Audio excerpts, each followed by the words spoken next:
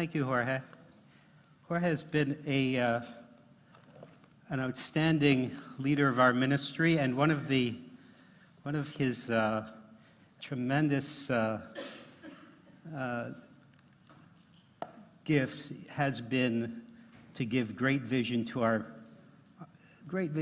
work, and we've seen some great things happen because of his visionary efforts, and we should really thank him for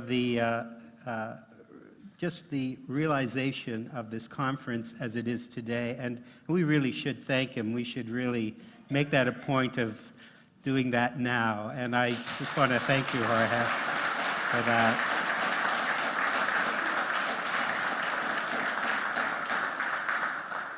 Meanwhile, what I'm trying to do is bring up what we are actually going to see today on my own laptop.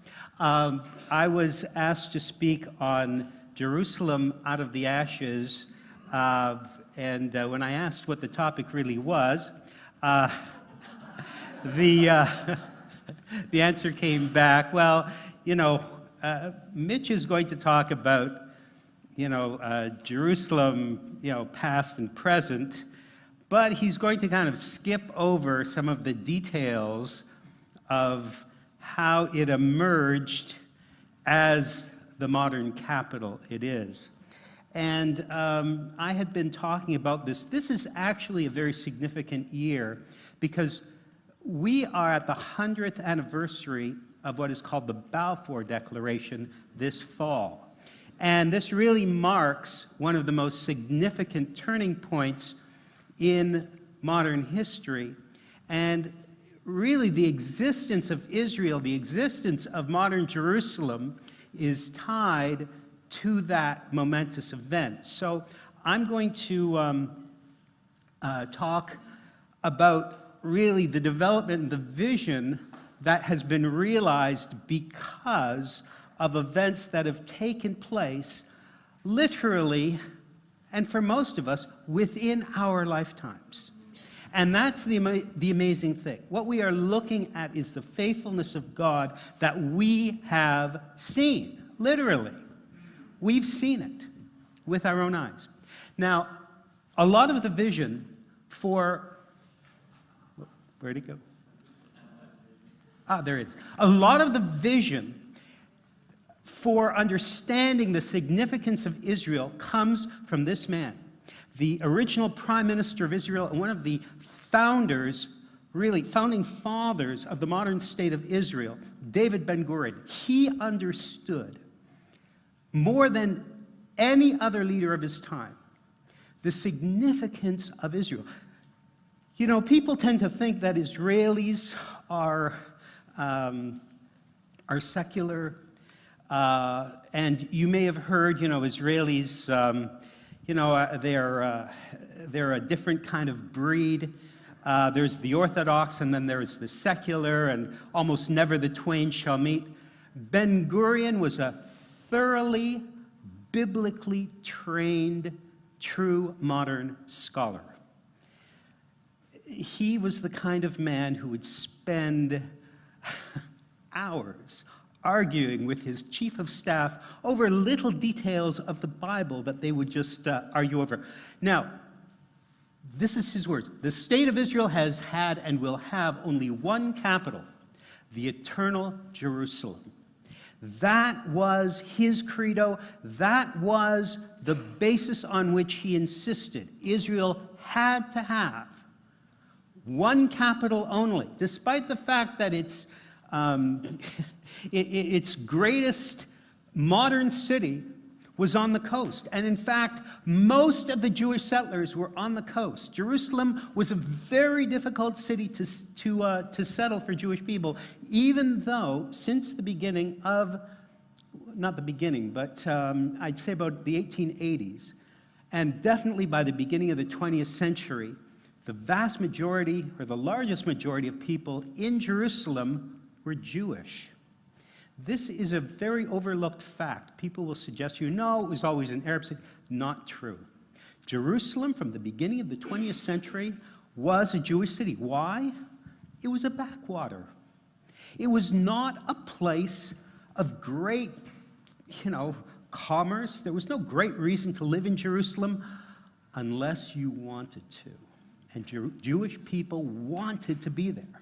So, the Ottoman era ends in December 11th, 1917, when General Allenby marches into Jerusalem. This is the end of an incredible campaign. I wish I could talk to you about it. It is one of the most exciting events in really modern Israel's history, and virtually almost unknown to most Canadians.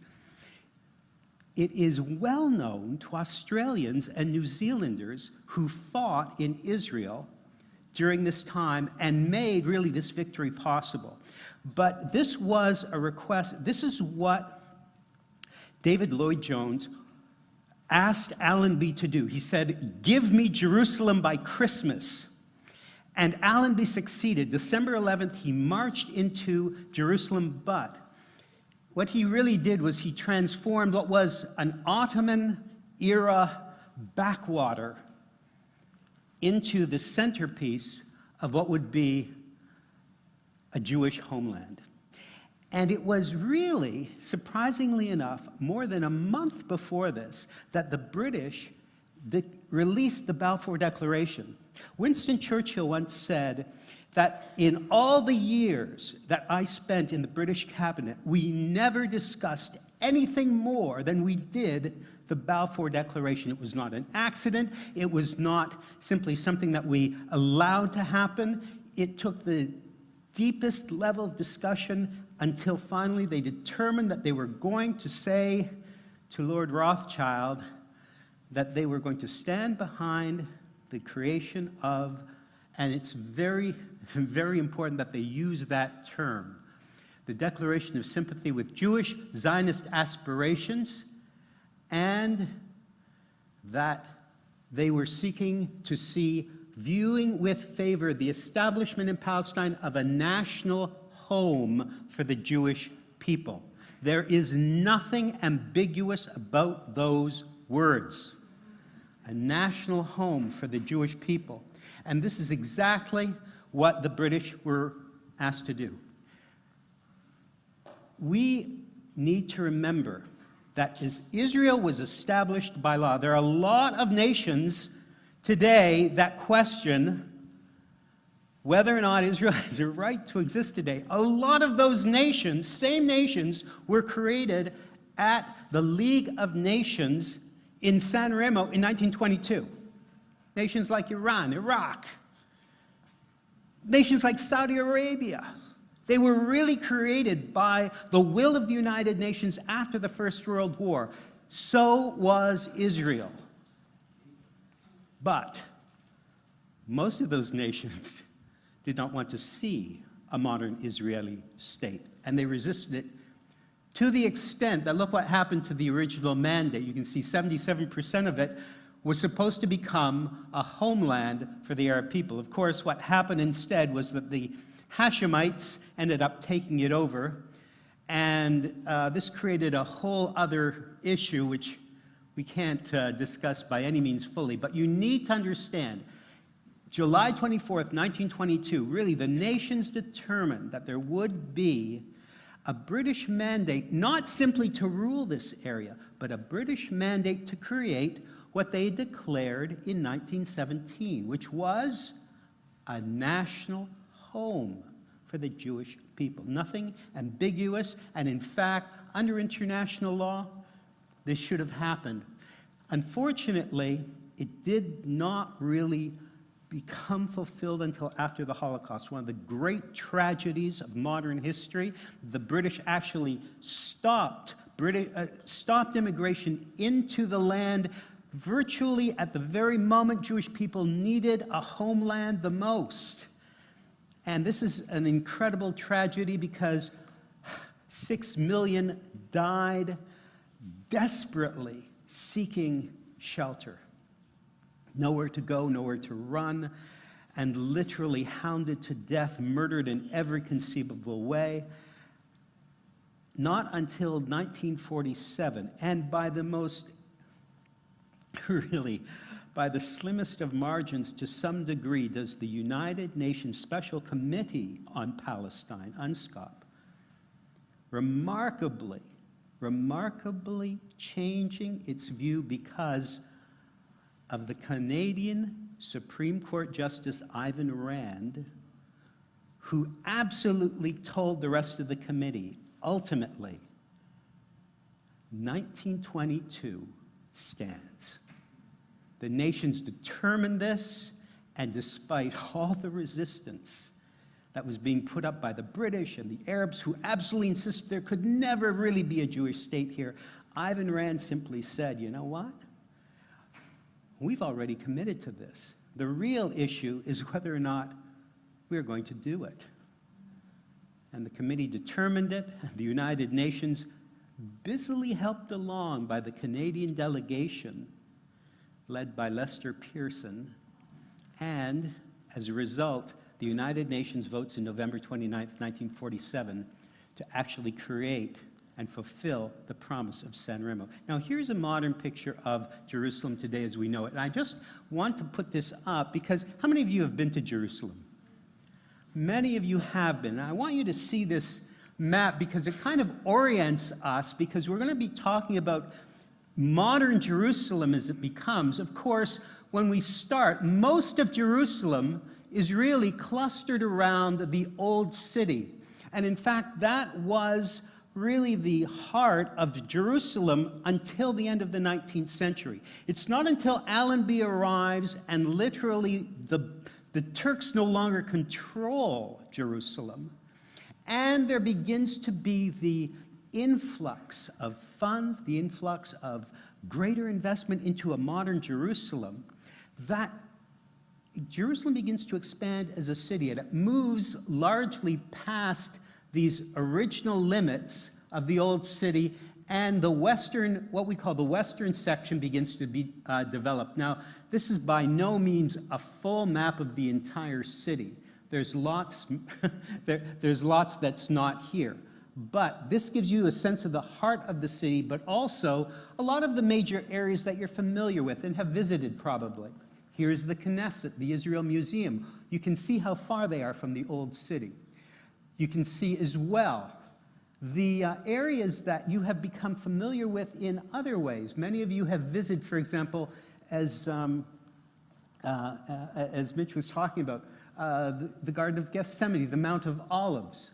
Well, those, there's the Mount of Olives in this lower area. You can see how they are in relationship to the old city and how far that is from a lot of these major major areas that are part of Israeli society, including the one of the major campus of the Hebrew University, which is here.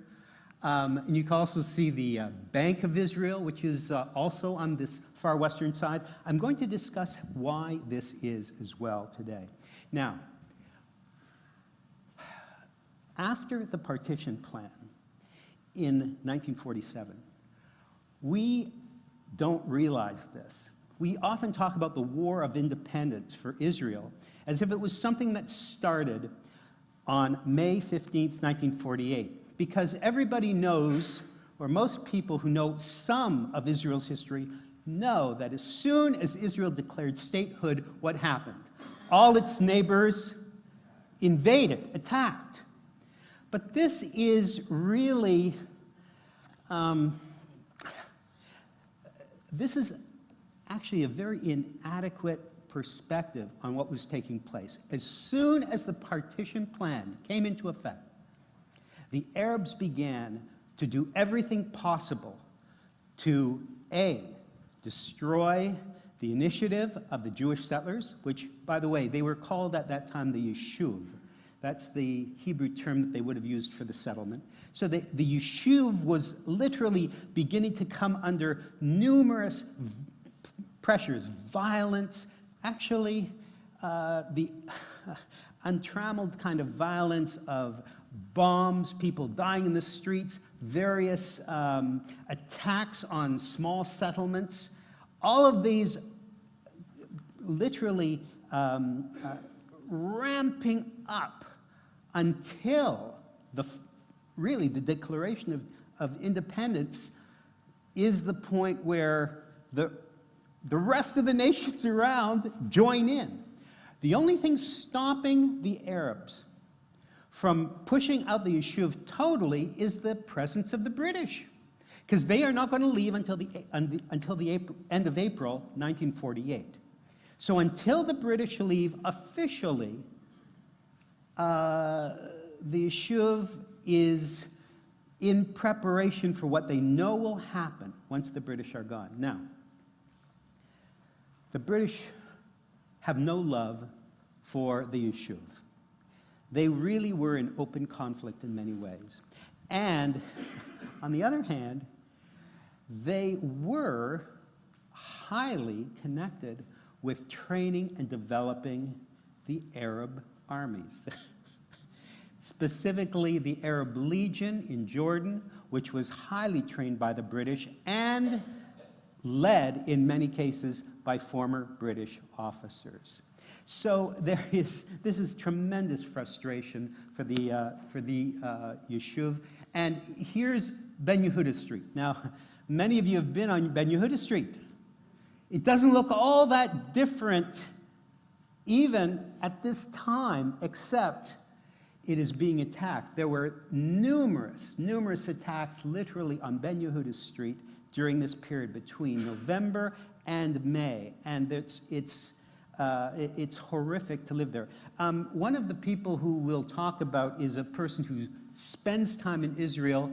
Pauline Rose, we'll read about her, but this is the tragedy that comes home most visibly to Israelis when they think about all the efforts by the Arabs to push them out before independence is declared. And it happens virtually a day before independence is declared.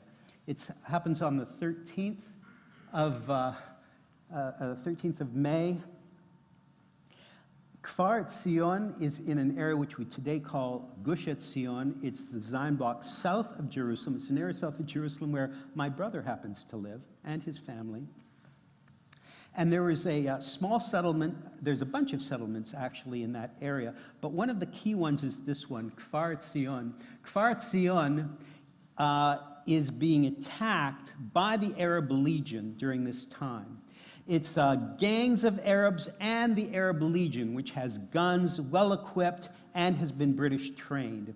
They arrive, begin to shell, fire. The women are eventually evacuated, but until the end, they hold out. And this happens in numerous settlements and in numerous places around the Yishuv during this period of time. But this one is most tragic because the settlers are unable to hold out. They run out of ammunition.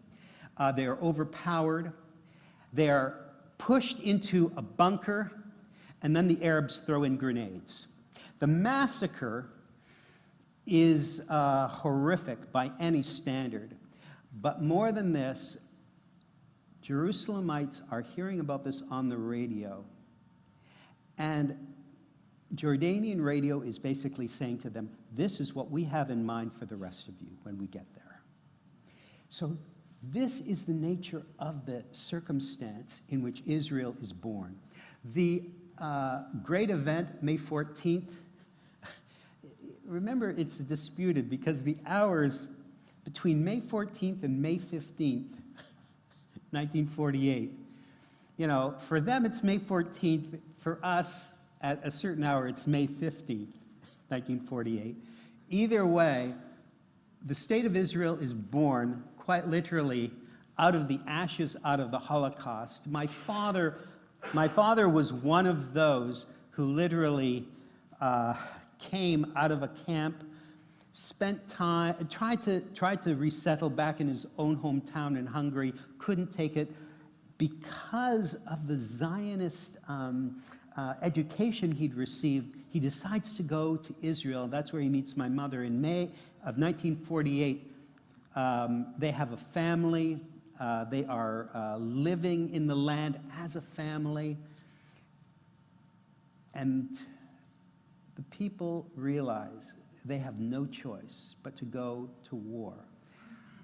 And yet, what is taking place is biblically, it's biblically miraculous. It leaps out of the scriptures. Who ever heard of such a thing? Who has ever seen such things as a country born in one day is a nation brought forth all at once? Now, as soon as this begins to happen, as soon as independence is declared, the people of Jerusalem are under siege. This is part of a problem that is, I'm going to discuss further, but this is what it feels like for Jerusalem to be at siege. This is Pauline Rose. She was a Jewish believer who lived in the land during this period. This is one of a couple of books recently reprinted by the Messianic Luminary series of First Fruits of Zion. And we are indebted to them for the amazing work that they've done to bring to life Messianic Jewish authors of the past. This is her reflections on the experience of being in Jerusalem at this time. The road to Tel Aviv has been blocked for several weeks, which means, of course, no supplies. In Jerusalem, there are preparations going on for the worst. Fortifications are being strengthened, air raid shelters built, all manpower called up for full-time service. The Jews have learned through bitter experience not to trust anyone or anything. We are preparing for the worst, hoping for the best. There is very little food, very little water, very little electricity. Our rations are a quarter of a loaf of bread per day, and very occasionally, a spoonful of jam or an ounce of cheese. I just missed a bullet in the street when returning home one day, but another woman just in front of me was not so fortunate. She was killed. I must find a ration of water for each day, which must be as little as possible until the water pipes are repaired and Jerusalem can be supplied again. And this is from another day. The bombardment of shells and mortar bombs goes on day and night. Every sector of Jewish Jerusalem gets it in turn. At night, I lie in my bed alone. The occupants in a small single-storied house, and I count the explosions around me. The remarkable thing is, although we have so many sleepless nights, so little food, so many difficulties, the people carry on calmly and with such strength. I feel indeed that God's protecting spirit is at work. This is what it means to be in Jerusalem at this time. Now, if you want to know why there was a siege, take a look at this map. What you see at the center of it is a little town called Latrun. Do you see it right in the middle of our map here? You notice that the roads that lead from the coastal areas all lead through Latrun, where there is a massive British fort and a monastery.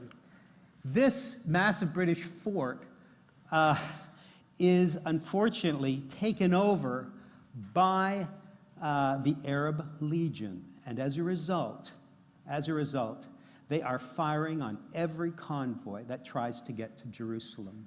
This is what the fortifications looked like. It was originally seized by the Palmach, which was the elite Jewish forces, the leaders of the IDF in its infancy, and they are unable to hold it against the Arab Legion and its former British officers. And David Ben-Gurion kept demanding that they take it. Now, they could not bring enough arms to bear. This is just one of the many guns on the roof of the fort. By the way, you know what the fort is today? It's a museum for the tank brigade in Israel. It's that kind of massive building still. By the way, as well, the Israelis never took it. In fact, the Israelis never took Latrun until 1967. That's how powerful it was being held, how powerful the fortifications were, and how hard it was to break through that. Okay, let's go back. Yeah, okay. Now, the darkest day, almost just a couple weeks after the creation of the state, the Jewish quarter of Jerusalem surrenders. And as soon as it surrenders, of course, the Jordanians begin to systematically destroy the Jewish quarter. And the fighting is horrific. And here's a description. It's from this excellent book by Martin Gilbert on modern Jerusalem. This is the words of Dr. Laufer, who was taking care of a lot of the soldiers who were fighting literally around him. He said, "I saw several men who were in and out of the casualty clinic 2 and 3 times. I have to admit, these are men who would have been hospitalized under normal battle conditions and were sent back to the front after being damaged. One case I will never forget, a handsome boy about 20 years old brought in a piece of shrapnel, penetrated his eye. 'How long will the operation took?' he asked. 15 to 20 minutes, I answered. Too long. Situation is desperate. Put a few drops of something in to kill the pain. I'll be back as soon as we've driven them off." An hour later, they brought him back. He was dead. This was going on until they were virtually exhausted and they could do nothing else. The quarter surrenders. They fear that the rest of the city will have no choice. And then Ben-Gurion appoints a new general, an American general. He is often called the first modern Israeli general. This general, Daniel David, they called him Mickey Marcus, but he is really one of the original visionary fighters who give Israelis a sense of how they can overcome every obstacle. Now, Ben-Gurion demands that they attack Latrun again. But under Marcus, they had tried one more time. They had tried a second time and failed miserably. And then a miracle happens. There's no other way to explain it. This is what happens. During this time, just as the Jewish quarter is surrendering, this gentleman, Shamir, there's a Eliyahu Selah, is on one side. He's 10 kilometers away. I haven't inserted the name of the original gentleman. His name was Shamir, and he was a commander who took 3 men with him, driving to find an alternate route around Latrun. He doesn't know where he's going. He's just looking for any way to get a convoy to Jerusalem. Something they haven't been able to do for weeks now. 10 kilometers away, though, knowing nothing about Shamir's patrol, another commander, another officer, Eliyahu Selah, was preparing for his own adventure. He was feeling exactly the same way. He decides to do the same thing. The 2 jeeps meet, literally, at a little place called Kibbutz Harel, and realize they've both found a way to get around Latrun. This becomes what they call the Burma Road, and it's the way around Jerusalem. And they begin to bring reinforcements. They will be able to bring food finally and arms finally to Jerusalem, and this is what saves the city. In late 1948, they have a final truce. Notice who signs and makes the arrangements for the final lines of demarcation. It's Moshe Dayan, who is at this time a lieutenant colonel. He does that with the leader of the Jordanian Arab Legion.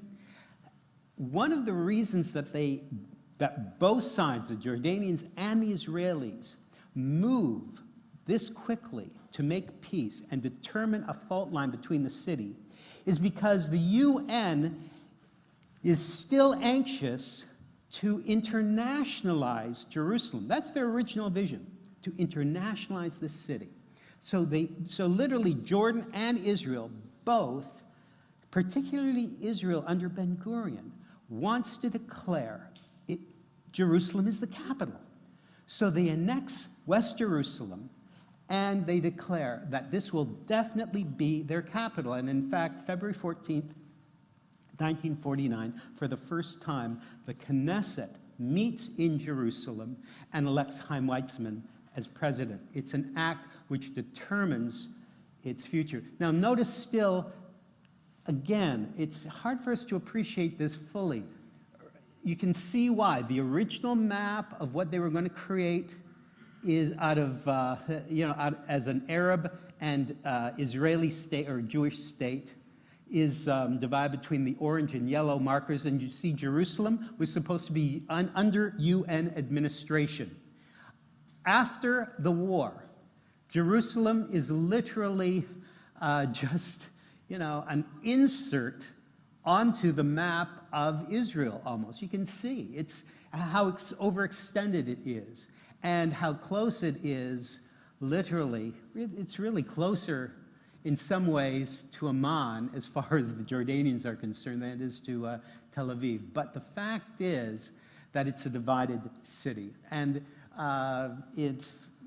the other aspect, of course, it's not just a divided city, it's a city where the Jordanians are doing everything to destroy signs of Jewish life, particularly in the Old City. They destroy some 58 synagogues and yeshivas. Whatever they find in the Jewish quarter is destroyed. On Mount of Olives, where there's the famous cemetery, they desecrate the stones. I won't even say what they did with some of the stones, but it was horrific. And the Western Wall, of course, also comes under Jordanian rule. Now, this is the Western Wall as the Jordanians have it. And you notice they've actually been building virtually right up to the Western Wall. All that's left for people to experience the wall is virtually a little small alleyway. This is the most sacred site to all Jewish people, and the Jordanians absolutely disdain it. They do not want to do anything to encourage Jews to come here. In fact, they make it illegal for any Israeli, Jewish or Arab, to come into the old city for many years.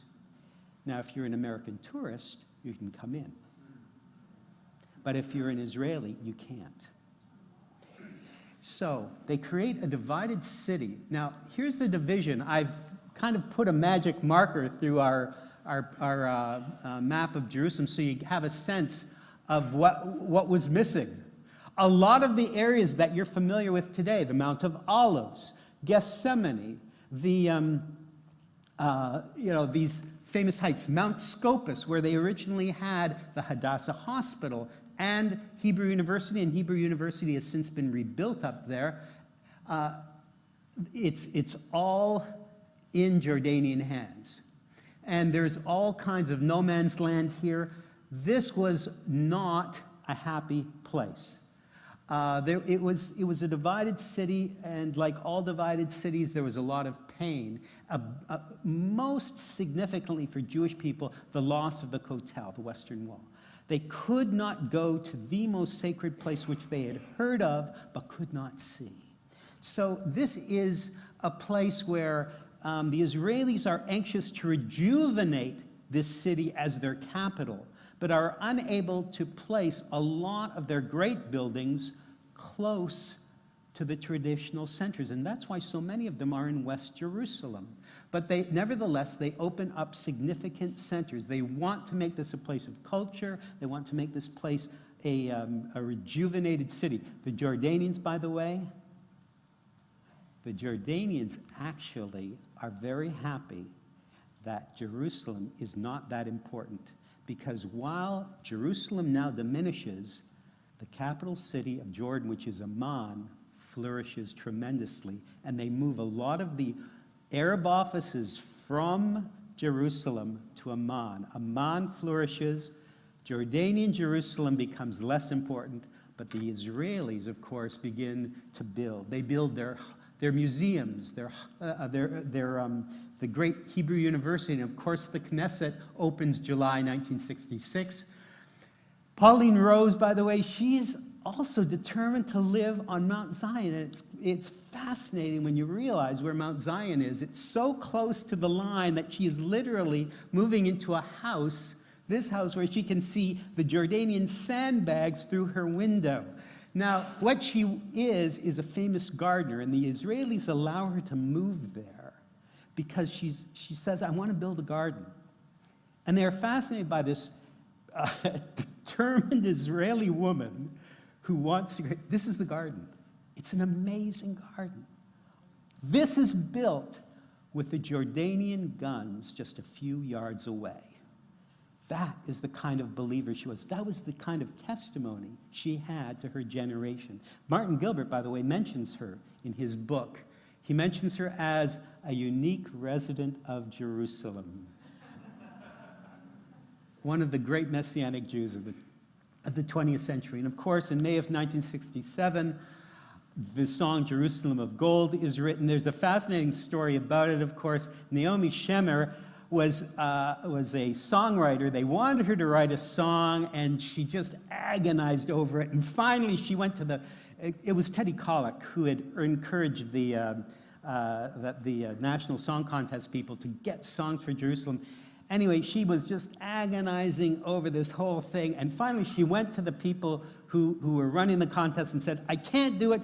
There's no way I can write this song. I'm finished. Don't even expect a song from me. And the guy who's running the contest turns to his assistant and he says, okay, this is good. Now she'll write the song. And she did. So she writes Jerusalem of Gold, and a few days later, the Six-Day War begins. And of course, Moshe Dayan at the time originally does not want to have anything to do with trying to capture the old city. For him, the old city is just a minefield. To him, it's an impossible place. He's going to send his precious troops in to meet the Arab Legion, the most highly trained troops in the Arab world, and they're going to fight house to house through Jerusalem. He just can't stand the thought. Forget it. He can't do it. And they warn the Jordanians, don't do anything, and we won't bother you. We're happy with the status quo. Just don't do anything. Of course, what happens is quite different. Two major things change the situation in Jerusalem in 1967. These are the two major things. First of all, the Israelis take the Sinai very quickly, much faster than they expected. And they have whole battalions of paratroopers who've been trained to go into the Sinai, literally trained to take this battle right to the Arabs. But the battle's already moved so fast, they're already past the original places these troops were to fight. So, another thing happens. Most of you know what happened on the first day of the war, June 5th.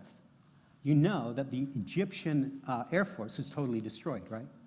Well, as soon as it happens, Nasser gets on the phone and he calls King Hussein of Jordan. And he says, we are incredibly successful in our first day of fighting against the Israelis. We are expecting to march into Tel Aviv virtually any minute. We've destroyed a huge part of their Air Force. What are you going to do? And Hussein, who had been holding back and didn't know anything that was going on, and who had already committed his troops under an Egyptian general, says, okay, we'll join the party. And his men start firing on Jerusalem. It's a mistake. Nasser is lying through his teeth, and instead, the battle for Jerusalem begins, which Hussein never really wanted. And secondly, the Israelis, once they're attacked, they determined they will have to take this advantage because they realize this is that unique moment to retake what was lost in 1948. So it is not an easy battle. 94 Israeli soldiers, some of their best men die in this battle. Another 1,000 are injured. Hundreds of buildings are damaged, including the Hadassah Hospital. The paratroopers penetrate through the Arab defenses in two particular places. And you see that they go in, and the key battle is at the top of the screen where you see Ammunition Hill. Ammunition Hill was a British fortification that had originally been created to be the major fortification of the Arab Legion in Jerusalem. Now, it was also matched up with another major facility, which it was another police fort. It looks almost the same as Latrun, by the way. The Israelis fight their way here, and you'll see this in the movie if you see it. The battle for Ammunition Hill, once it's done, allows the Israelis to sweep around and eventually enter the old city. They are joined by their second companion battalion, who had made the Rockefeller Museum their point of focus. And then both of those two, actually joined by other support troops, enter the Lion's Gate. In other words, they enter into the back door of the old city. This is Motagur. He's later chief of staff of Israel, but at this time he is a colonel. He issues the order. He sends the troops in 8:30 a.m. June 7th. It's a Wednesday. The Israeli tanks blast through the Lion's Gate, then finally have the flag over the Kotel. There are too many incredible stories about this event, which I can't tell you about, but I just have to mention that there was this miracle. The story, it's a remarkable story that when the temple fell in 70 A.D., literally the Israeli, not the Israelis, but the Levites who are still running the temple service while the fighting is going on, change the songs from the Monday service, it's a Monday, to a Wednesday. According to tradition, the head of the choir had told people, "I felt God speaking to me and saying, the temple will be reopened on a Wednesday." So I changed the liturgy to the Wednesday liturgy. By the way, the Wednesday liturgy also heaps curses on the enemies of Israel. However, I should also say that he was right. The Temple Mount comes into the hands of the Israelis on a Wednesday. And a new generation takes hold of a new vision of Jerusalem. Now, I'm going to move as quickly as I can just to get you to see what this really means. Literally, there are dividing walls between the cities. They all come down. The city is recreated. We see the fulfillment of Yeshua's words in Luke 21, verse 24. Jerusalem will be trampled down by the Goyim until the age of the Goyim has run its course. In other words, it's Yeshua himself who realizes that there is a time far beyond our seeing, far beyond the vision of his own time, when Jerusalem will be reunited and a Jewish city again. But not many want to speak of it. Martin Lloyd-Jones was one of the great evangelical preachers of his time. He's one of the few who openly said, this is a fulfillment of Scripture. This is, however, also part of what's going on, is the reclaiming of the Western Wall. All those Jordanian houses are cleared away. Access is given so that thousands can come. And this is the other aspect, too, which is extremely important. What Abba Eben calls the Jerusalem effect. It's literally the euphoria over Jerusalem reborn that suddenly energizes Israelis and gives them that feeling of they hold the future in their hands. This has a tremendous power in itself, both on Israel and Jewish people around the world. The other aspect of this is that there's a whole renaissance of archaeology, because the temple is able to be examined fully by modern archaeologists without interference. Of course, as they begin to uncover the temple, they begin to see the original Herodian streets under the wall. The original parts of the temple stones are discovered. They discover these aspects which we've already talked about today. They find the evidence of the original tunnels that led into the first temple. Also, they find the steps, but also they add to these steps so that they literally are recreating the experience of going into the temple 2,000 years ago. Further exterior excavations are followed by interior ones, as many of you have been in the Western Wall tunnels, right? All these things are uncovered. It's a renaissance, essentially, of archaeology. And in 1980, the one man who was the nemesis of David Ben-Gurion, Menachem Begin, is prime minister, and he completes what Ben-Gurion could not do. He creates this law in 1980 that declares that Jerusalem is literally one undivided and eternal capital of Israel. That's when it happened. It's hard to believe it was so long ago and so controversial when that law was passed. By 1980, 12% of the Jewish population lived in what was then Arab East Jerusalem. The figure is much higher now. And of course, they begin to restore the Jewish quarter. The Hurva synagogue is rebuilt. And also, Gush Etzion, reclaimed.